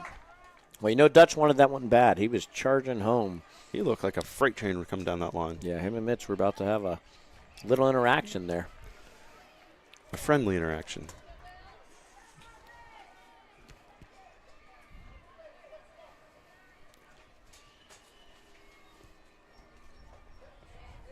All right, strike on the outside corner.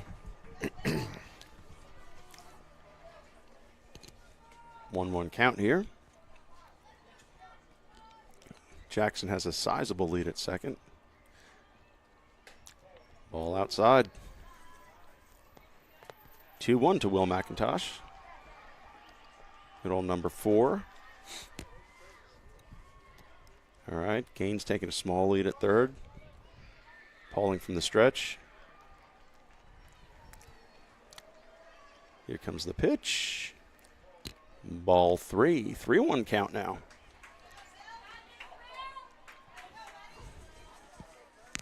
Let's see what Mr. McIntosh can do here at the plate. See if he can get 2 other runners in.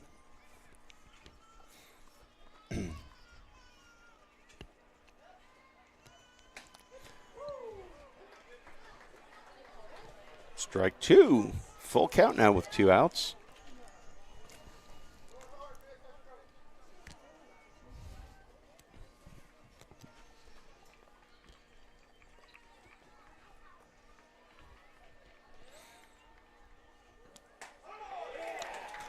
All right, Pauling strikes out Will McIntosh looking to end the inning here, but the Cubs get another run.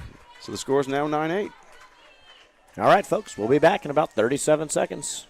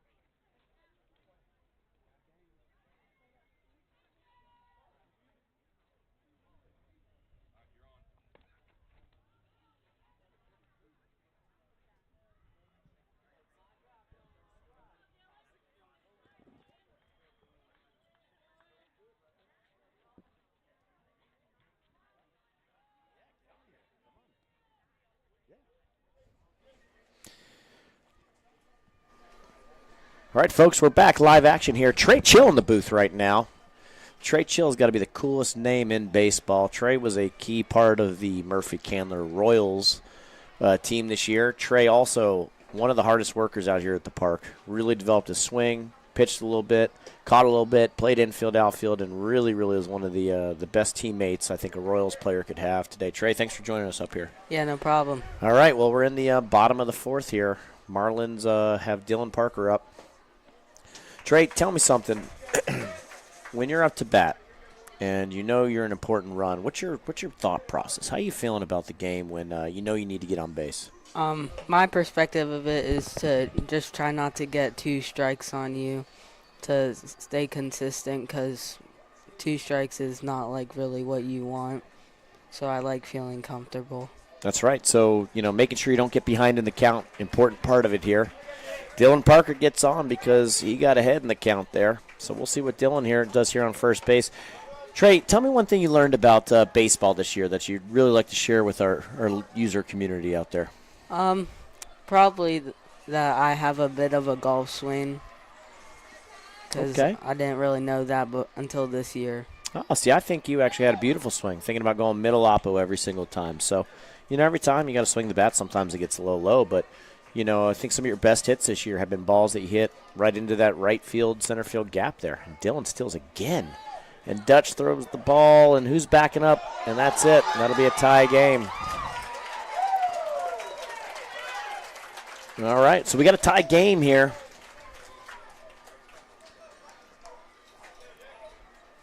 And it is the bottom of the fourth. We have, I think, 3 minutes left here. I was incorrect earlier in the broadcast when I said the score or the time limit was 6 o'clock. It's actually 6:15. So here we go. Dieter will be the winning run at the plate.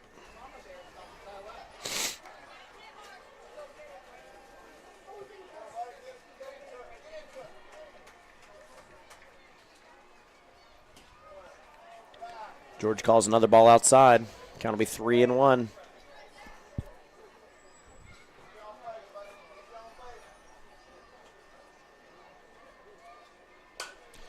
Dieter hits one deep. What do you think about how Garrett Moore played that ball? Did he do the right thing? Yeah, I think he did everything right. He hit the ball. He stayed consistent in the whole at-bat. Yeah. Tracked it down to make the first out. Mitchell Pauling will come up. Mitchell's looking for a strike down the middle.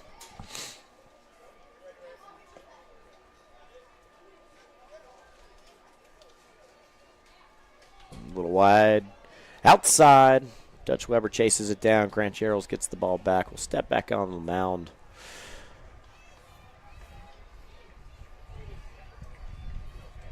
Trey, tell me something about you learned while fielding balls this year.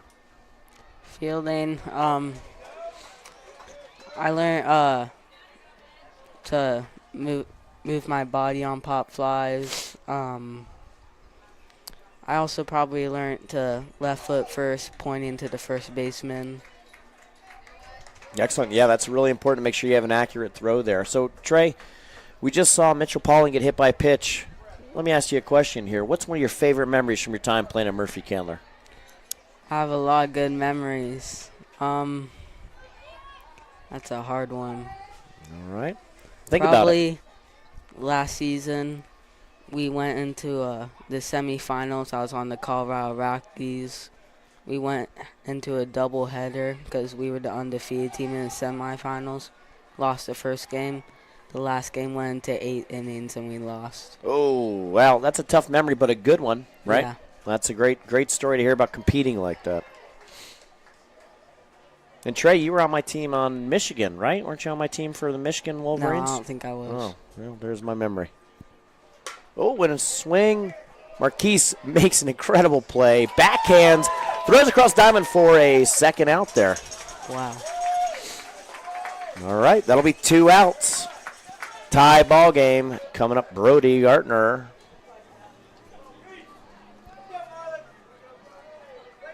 All right.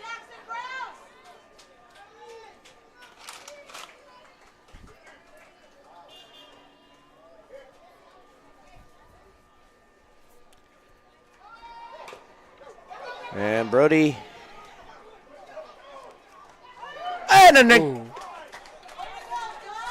an incredible play by Don Jackson to keep that ball in play. We're going to a 5th inning here, folks. Trey, thanks for joining me up in the booth here. I'm going to bring in one of my favorite softball players from around this facility, Gracie Especia. Gracie's the older sister of Asher Especia, key player here at Murphey Candler. So, Trey, thanks for joining us. Appreciate you coming up to the broadcast booth, and hang around. We'll see you after the game. Yeah, no problem. Thank you. Thank you.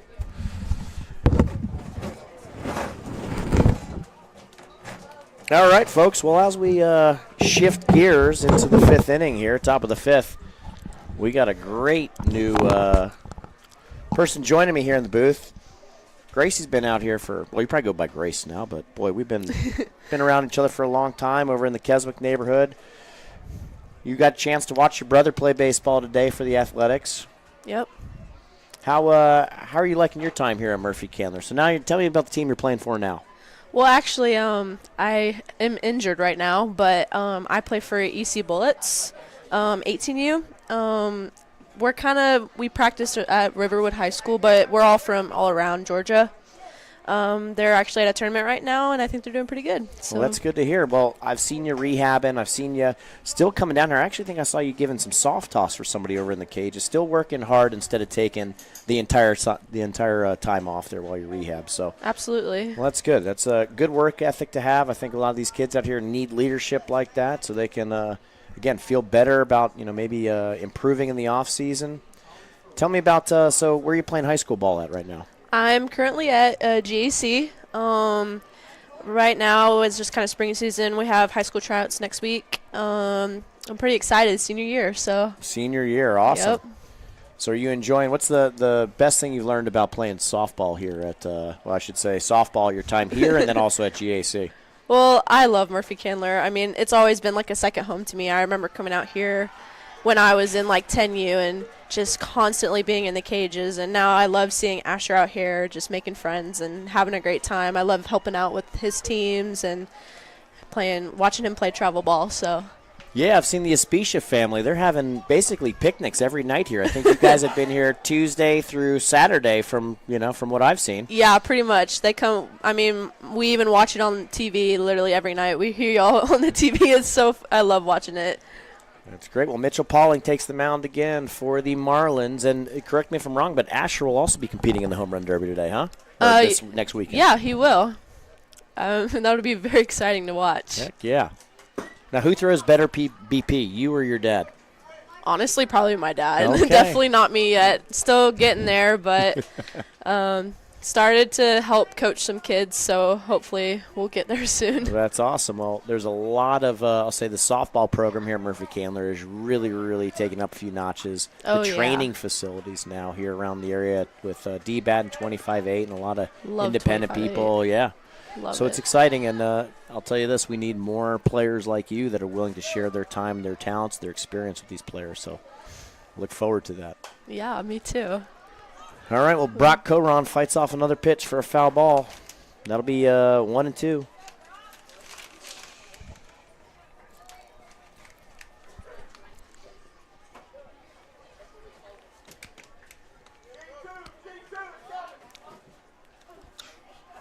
And Brock slaps one to third base. Oh, come on, Brody. Just one right. Soft little hop through his legs. It happens out here. Can't let it get to you. That's right. Most important thing here after, again, a physical error is flushing it, forgetting about it. Right. Don't even think about it. Make the next play. Move on to the next play, absolutely. Third base is always hard, too, that hot corner. Hot corner. Yep. And a good cut by Benny the Jet Edelson.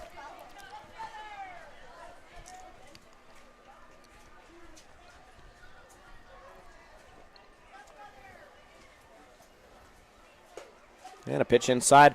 As I mentioned, when the score was 7 or 8-1, a lot of crazy things happened out here at Murphy Candler. And what do you know? We got a tie ball game in the 5th inning here. So, Grace, you've probably been under a lot of pressure during your career. Yeah, for sure. The game's tied right now. What are you telling your teammates to get them, to relax and focus on making plays? So usually, if we're stressed and stuff, I usually just try to tell them that, like, we've got this. We've done it before. Like, you've been in a situation. Honestly, just breathe and relax. I mean, that's all you can do to take control of the game. And you just need to go out and know that you can do it. I think that's great advice for young players everywhere because you spend all this time preparing for these types of situations, trusting your instincts, trusting the fact that you've been practicing, you're prepared for any type of thing that can happen out there on the field. That's something I think all these kids need to be reminded of occasionally. Yeah. It's really important to breathe. I mean, I think it also, like, more oxygen to your blood increases adrenaline, so you're able to stay more focused in a hard situation like this. So you're bringing some science and biology into the booth here too. Well, that's interesting. And Maddie Lewis slaps one to first base. Harris Cope sucks it up. Ooh. That'll be 2 outs. But that moves a runner over to scoring position. Hey. Brock Coron will now be standing on second while Raymond Knight gets his another opportunity here to drive a run in. All you need is base hits. Small ball works every time. That's right. Mitch misses a little high for ball 1.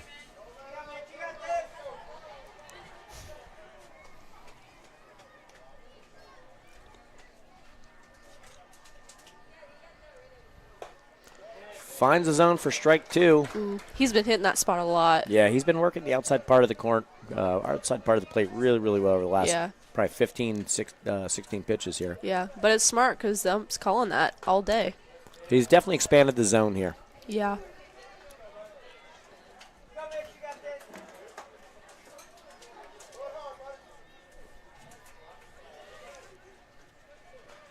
Oh, and a good cut by Raymond Knight. Be 2 strikes here. Base hit, come on. Well, Grace has certainly got her favorites here. Oh, and again, just like you mentioned, found that outside part of the plate. So that'll turn the inning over, giving the Marlins likely their last at-bat. So we'll see what happens here. We'll see what the Cubs bring out on the mound. We're going to pause for station identification. Thanks for joining us.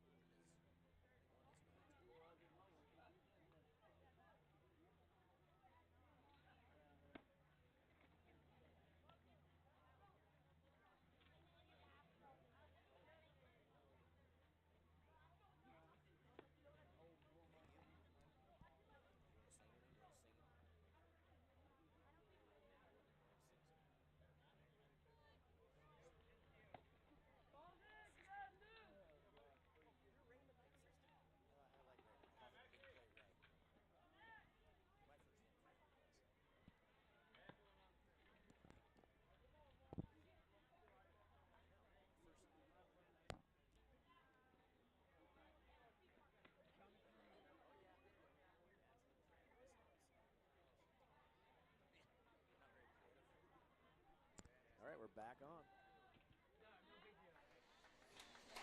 All right, folks, we're here at the bottom of the 5th inning. Still have the legendary Spartan Grace Especian here with us. Starting off the inning will be Max Zadie.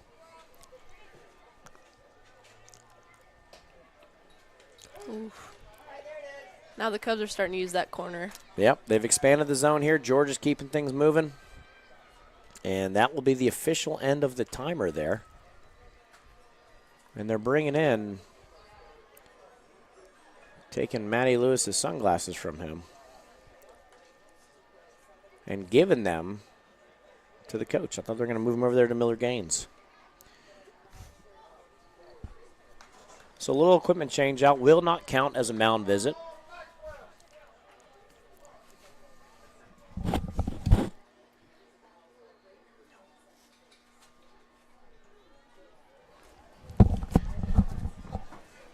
And Gerald throws another strike on the inside part of the plate, challenging Max Zadie.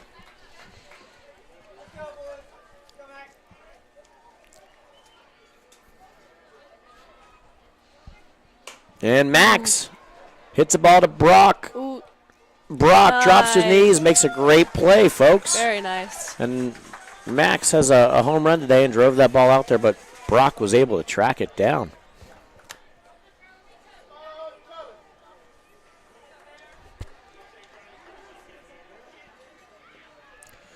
All right, that'll bring up Charlie Rosenthal. Charlie's been playing at the park since the Southern Division, maybe earlier than that, but he's been out here a long time, great player. Excited to tie his career up here, Murphey Candler up. A nice little bow tie here with maybe a NL championship. Grayson, you played here. Did you win any of the league championships? I did. I won 10U. That was my Dynamite team. And then 12U, which was Spider Monkeys. Holy cow, those are some exciting, fiery names right there. Yeah. Definitely were creative. And that one misses on the outside part of the plate.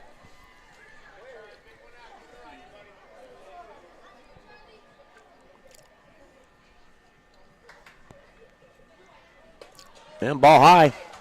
So the winning run is now on first base with one out.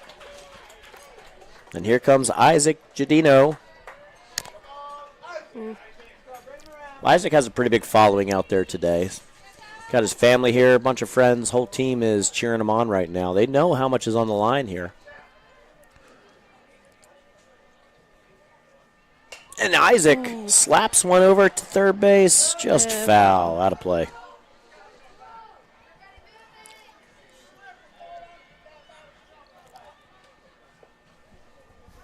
Coach Pauling making sure he's giving the kids a little bit of an instruction over there at first base.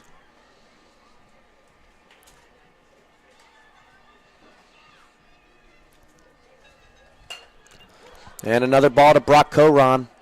And Tracks it down. The Brock star again keeping this in the game. Not only did he pitch a great outing today, he's also playing some lockdown defense over there. Yep. So that brings up Matthew Schmitz. Matthew Schmidt seeing some time on the mound. Yeah, in the outfield. Yeah, threw the ball really hard, good velocity.